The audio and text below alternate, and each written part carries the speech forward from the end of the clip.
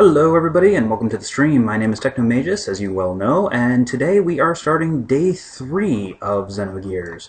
We do adjust the screen just a little bit first though. Now when we last left off, so everybody was trying to convince Faye, hey, you should join the fight and help us take back Ava and return Bart to the throne. Faye was having none of that. He doesn't want to fight, he doesn't want to kill people because he's just too damn good at it.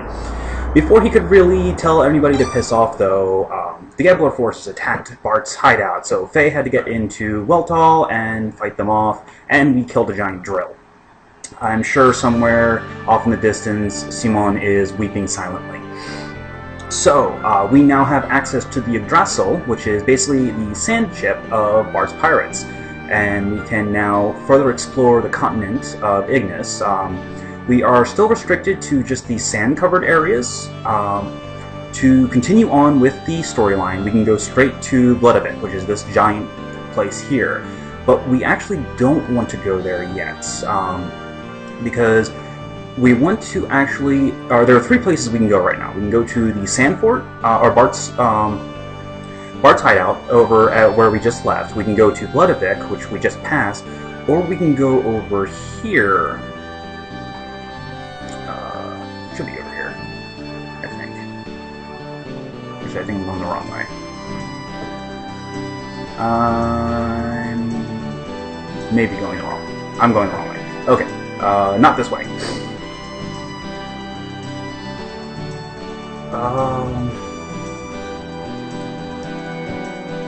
Fortunately, like most overworld transportation methods, there are no random encounters while in the Sand Cruiser. So, it's a nice little breath of fresh air, or sigh of relief, or whatever. But we want to actually head north. This is the way we want to go.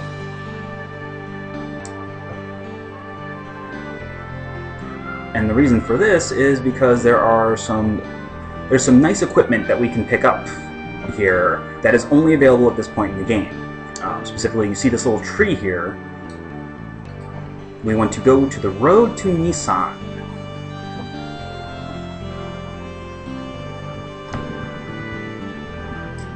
And we'll actually be visiting here a little bit later on in the story, but we want to go here now, like I said, because when you're actually required to go to this place, the item shop changes and the stuff they have for sale is significantly worse than what they have for sale now.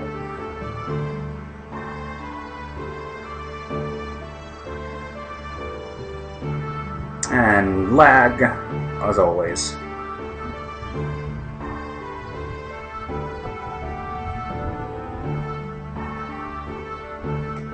Okay.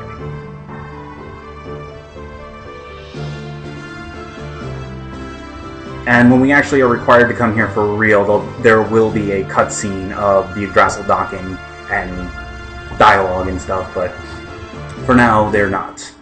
Alright, so we are now at Nissan, so we want to go into the main village and over to the item shop, which is right around here if I remember correctly.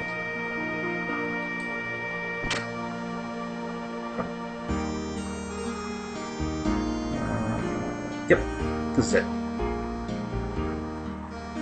Oh no, this is the inn. We don't want to go here, but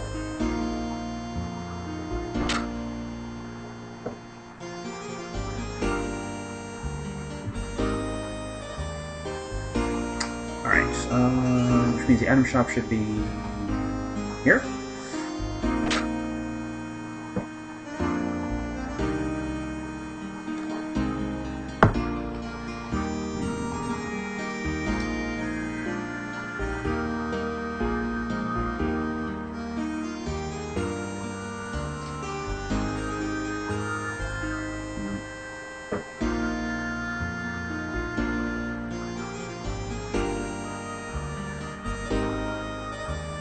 Oh, that's not it. Okay, give me a minute. It's been a while since I've been here, so I need to get my bearings and remember where everything is. This should be it. Well, the only way to find out is just go into every... Oh, here we go, yeah.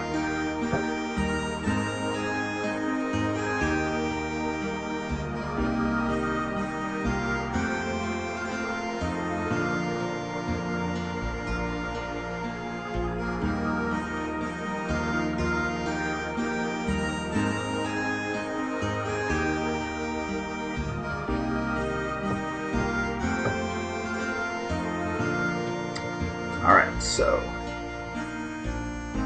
we want to get accessories. Oh, I can't remember how much money I have right now. I hope I have enough. There are... okay, we don't have that much. So what we want is we want the Holy Pendant and the Ether Doubler. Unfortunately, they're really, really expensive. Ether Doubler is exactly what it says. It makes all your spells cost twice as much EP, or spell points, but they deal twice as much damage. This is very important for Ellie later on when she rejoins the party, because it causes her spells to do absolutely insane damage. It also affects certain gears have fuel-dependent spell effects, and Ether Doubler doubles those effects without doubling the fuel cost, so it's really, really strong. The Holy Pendant doubles the effect of support effect time frames, such as like haste effects or defense buffs. Normally, buffs last 3 turns and then wear off. The Holy Pendant doubles it to 6 turns instead. This also affects Hyper Mode. Hyper Mode is considered a beneficial buff, so the Holy Pendant will double it and make it last 6 turns instead of 3. This is the only time these 2 items are sold, so you want to sell what you... well, okay, I have nowhere near enough to be able to buy this. So we're gonna have to go grind some money. Yeah. At the very least, we can get a Holy Pendant right now. Oh, no, that's... oh, it's 8k. Okay. Yeah, we're gonna go need to grind some money, so we'll be back for that stuff.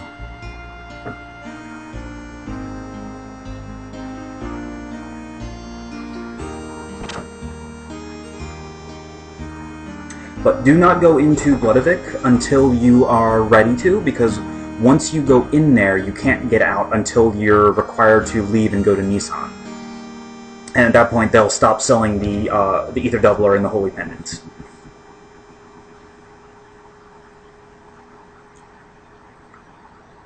Now, you can find the items in chests throughout the game, but I think there's only 2 of each.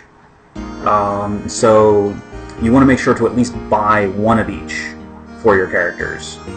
Though you really only need 2 Ether Doublers, because there's only 2 spellcaster or really major spellcasters in the game.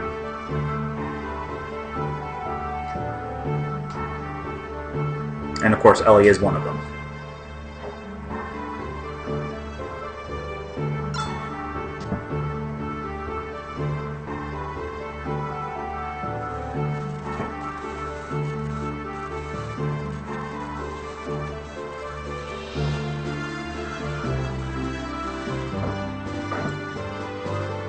Alright, now you can either fight in the forest around the outside of Nissan, or you can fight here in on the world map near Ava. It really doesn't matter. The enemies you encounter are more or less going to be the same.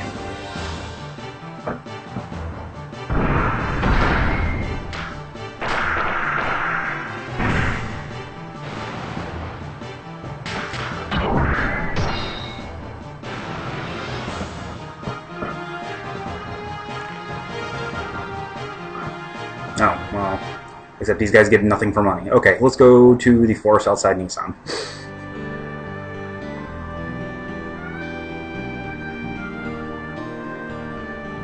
So back we go.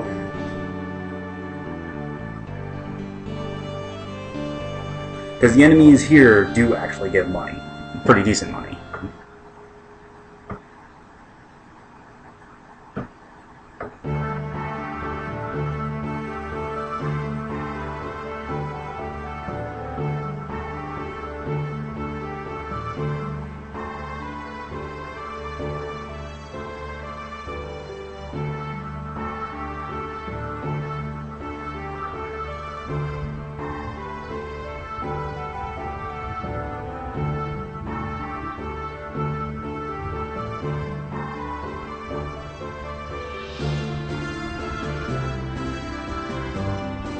Okay, so...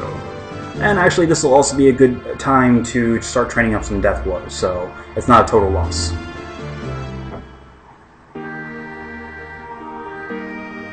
So the red triangle takes you to the world map.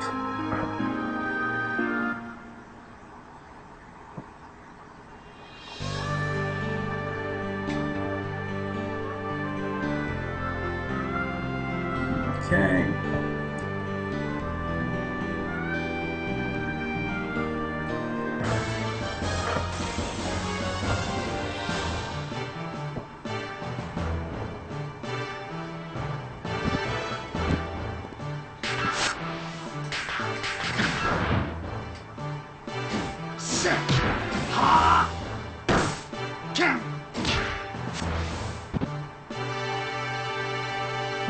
Okay, come on.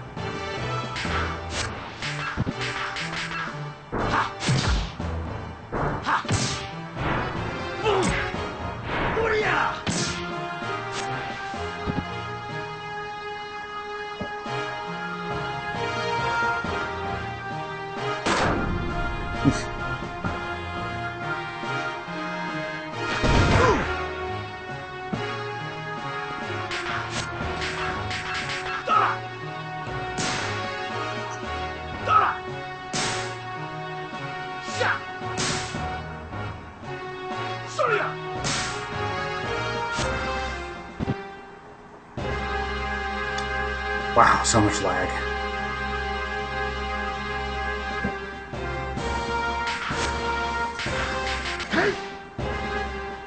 I blame Bart's fancy attacks.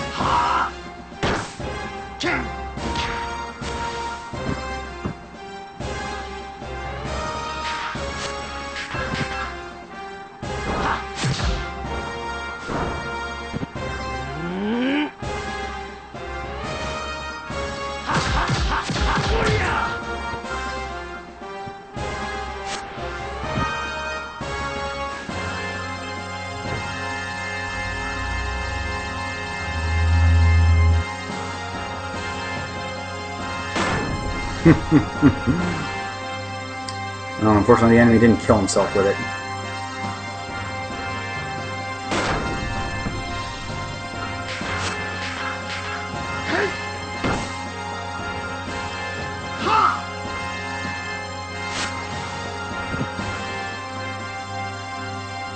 Come on, game.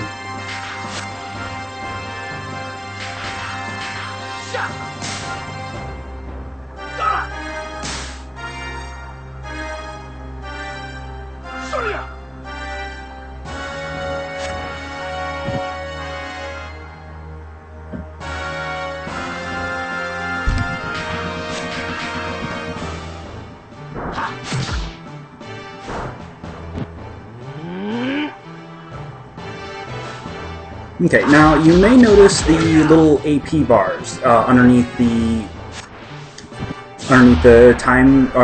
character's timer. Well, I guess now's the best time to show you what exactly those do. So, just like with gear mode, you're not actually required to use up all your AP each turn. So you can do, for example, a 1 AP attack and then stop. And now Satan has docked 4 AP. This actually comes into play. I'll show you in just a minute. Once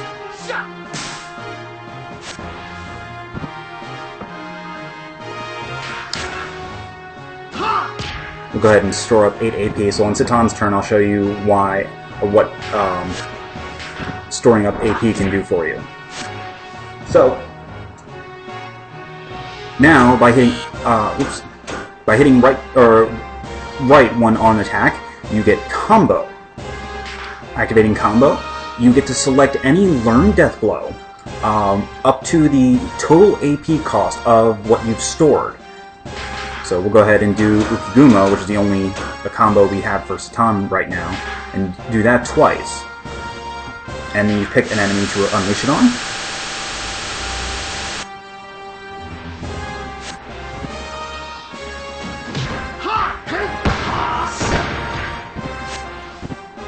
And basically, it causes the character to do their... It uses up the turn, but it makes the character do their death blow that many times, or those death blows in a sequence. I think they're a little bit weaker than activating them normally, but it can allow you to rack up a massive amount of damage. And is actually required for a lot of the character-based battles. Why didn't you give out any money?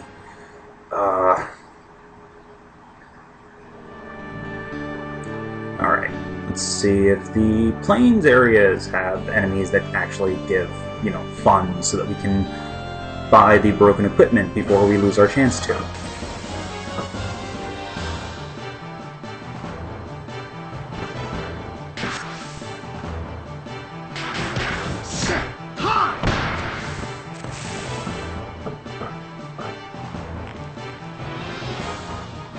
Well, sellable equipment, I guess, will have to work.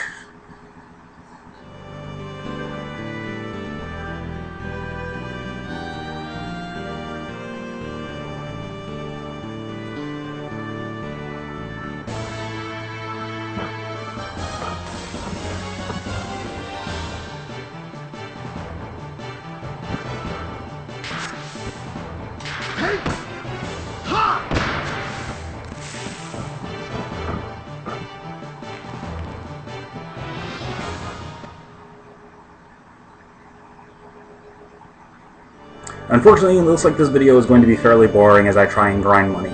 I apologize.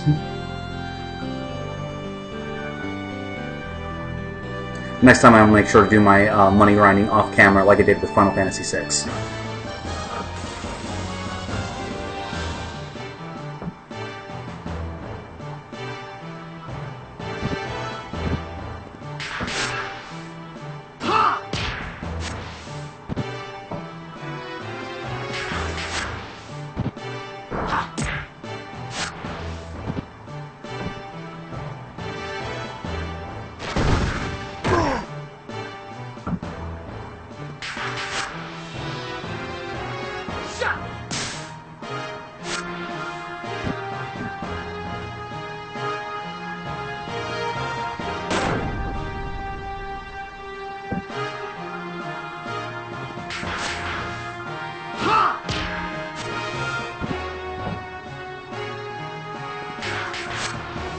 Alright.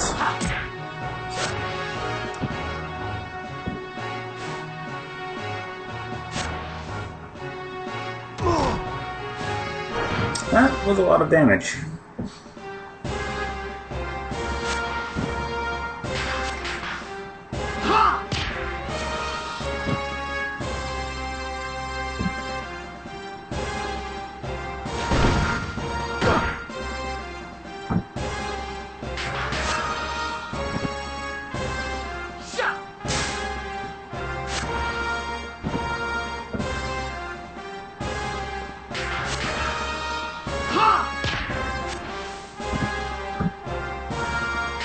Okay, so Tom's gonna have some revenge fun.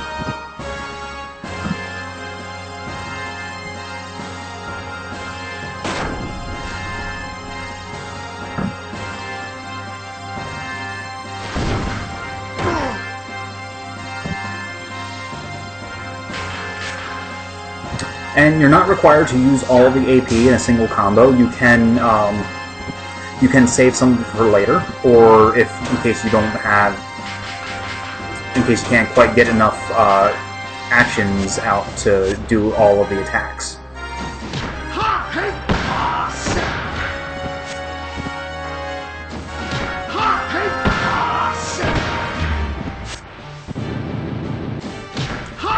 It also stores any extra AP used from a death blow that's less than your full AP amount. So, like, for example, since my characters all have 5 AP, if I do their triangle square, the 4 AP death blow, it'll stock that 1 extra AP into their combo meter.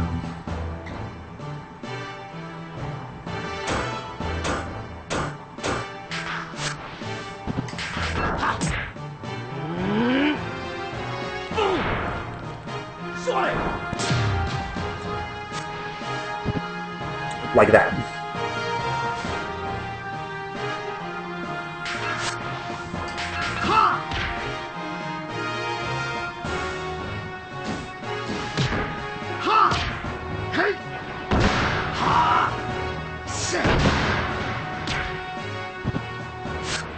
Okay, so there is no damage reduction for doing the combo.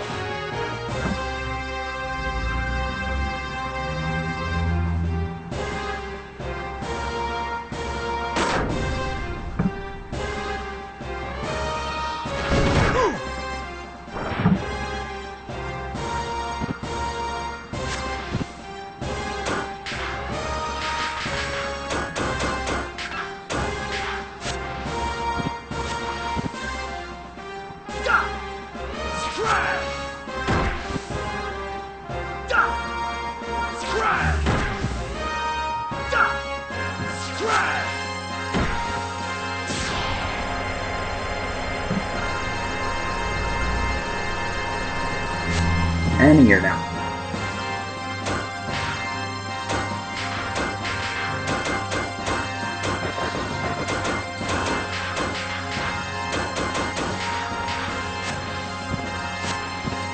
It's actually a lot of fun to do a full 28 AP combo when you have all the characters' death blows.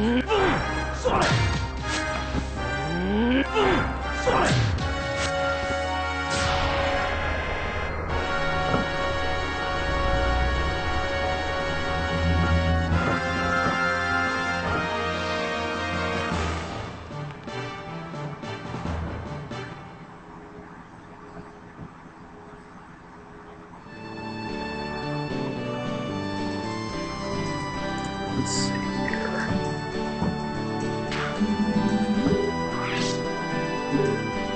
Okay. Well, so Tom's almost learned his next 2 death blows. That's good.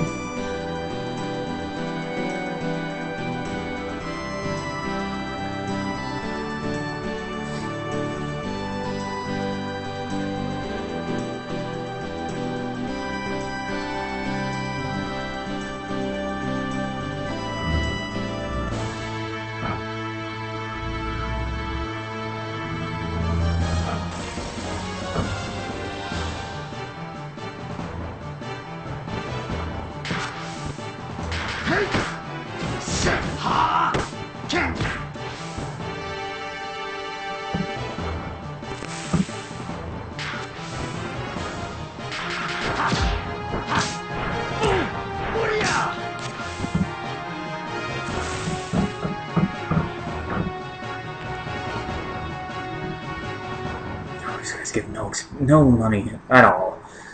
This is terrible.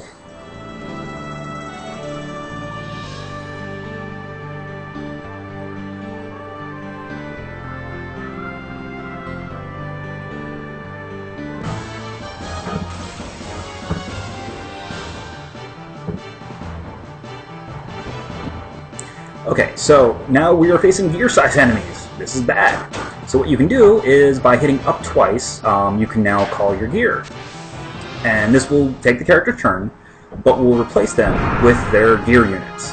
So now, these types of enemies will not attack character-size fighters. So we can grind all the experience we want using Faye and Bark. So, at the very least, we'll get something out of this.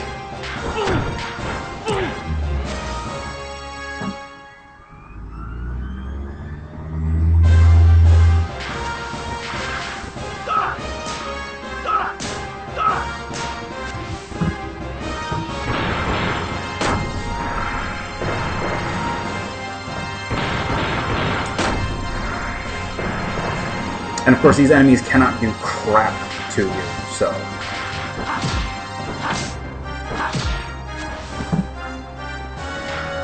Oop, no, we don't want to do anything. We just want to charge.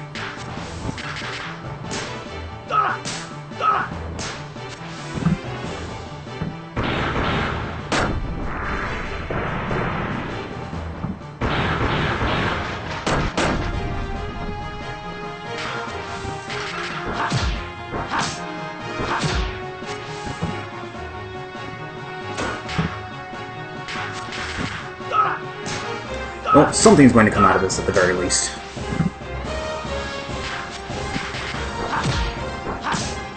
Now, once a character calls a gear, they cannot leave it. The call gear gets replaced with the special options menu, which allows the gear to use whatever special equipment it may have or special attacks that require fuel.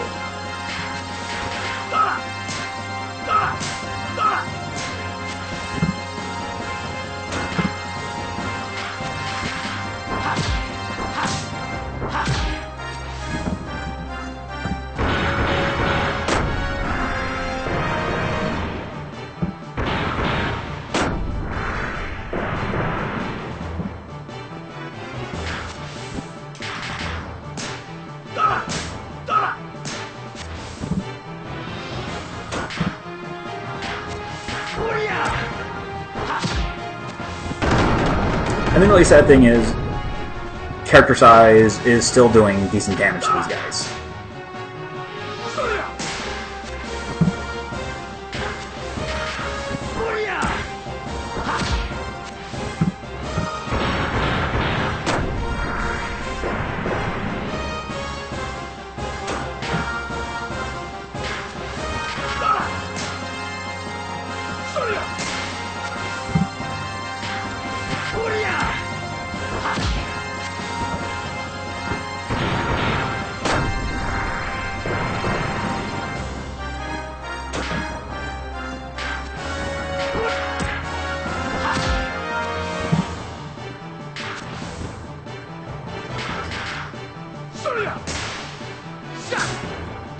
Alright, so...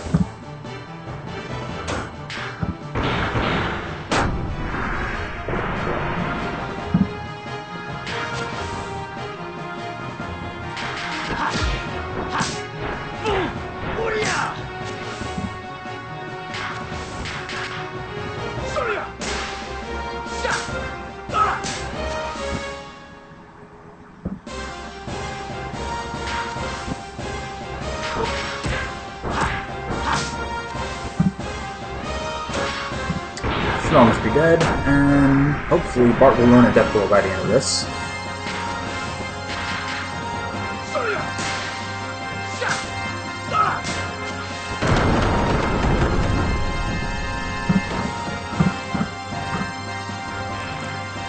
Experience, Bart levels up, no death blow though, but we did get money and parts to sell, so that's good.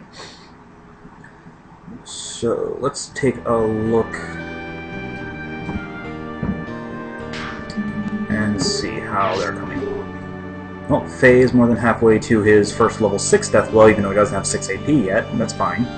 And Bart should have both of them learned by the end of the next fight, provided we fight gear enemies. So let's go ahead and get Satan out of his gear in case we run into another gear-size enemy.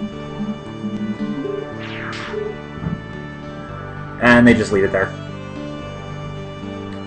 It's funny, if you just leave the gears on the world map and then get into the Yggdrasil, the gears will actually teleport away.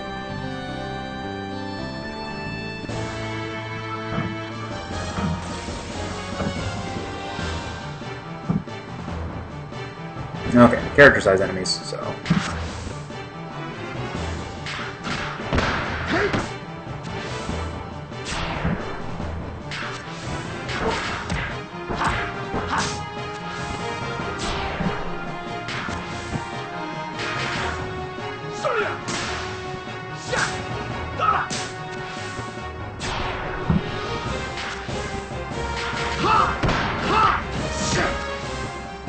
Alright, so Satan should actually learn a death blow after this. Okay. Nope, okay. See, the problem is, the way it works, each button press contributes a certain amount of experience towards the death blow, but each the total experience for that particular button press only counts as a whatever portion of the death blow experience required. So, like, for example, a 3-button death blow, each button press, when you reach the total amount of experience for that particular button press, only counts towards 33% of the total death blow. So, for example, for Satan, I have no idea what particular button he needs for it for his second death blow, because it's triangle, triangle, X. So he needs triangle 1 attack, triangle 2 attack, and square attack. Or not square, X attack. The total value? No idea. The people have written facts about this, far more complicated than what I can really explain. But the total experience that each one requires, each only counts for a 33% of that total gauge. So I could just spam triangle 1 until the cows come home, and it would only ever go to 33%. Of course, it wouldn't even show at that point because the game doesn't actually show death blows learned until they hit at least 50%. So, alright, we're going to go ahead and save here, and I'll be back in just a few minutes, and when we get back, we're going to do some more grinding. And we're going to try and get an ether doubler by the end of this session. Hopefully we'll actually be able to proceed with the plot too, but stay tuned, I'll be back in a little bit.